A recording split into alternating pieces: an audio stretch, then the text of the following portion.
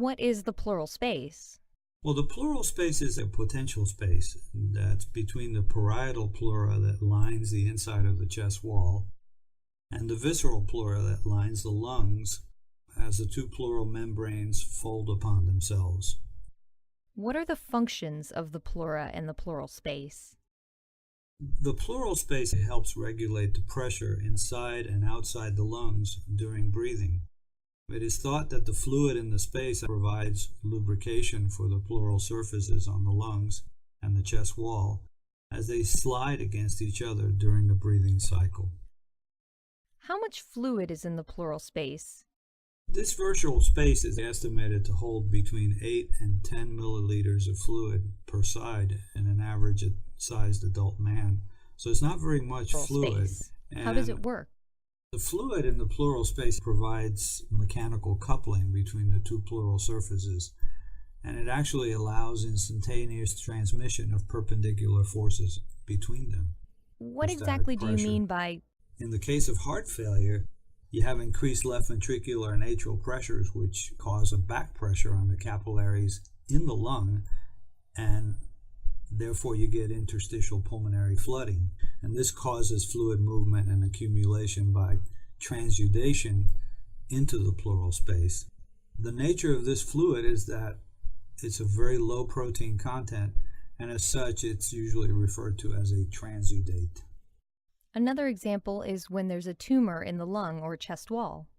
That's another mechanism of pathologic formation of pleural effusions, and pleural effusion can form as a result of impairment of the lymphatic drainage. A tumor in the lung or in the chest wall can mechanically obstruct the thoracic lymphatics, causing a pleural fluid accumulation by decreasing the rate of absorption of pleural fluid that normally occurs.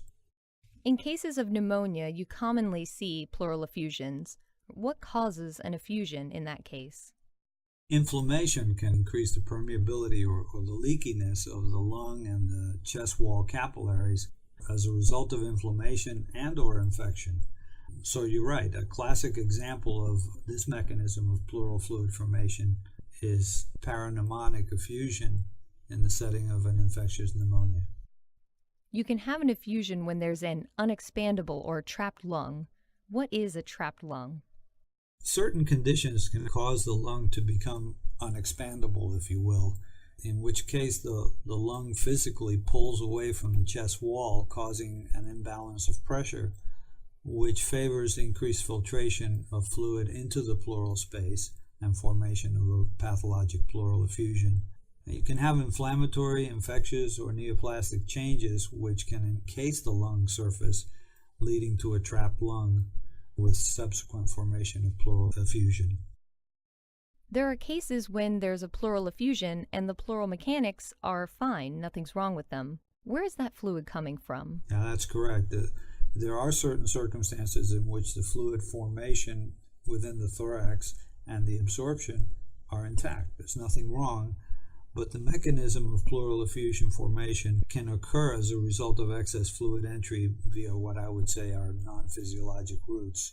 And a typical example of this can be seen when peritoneal acidic fluid enters the pleural space via defects in the diaphragm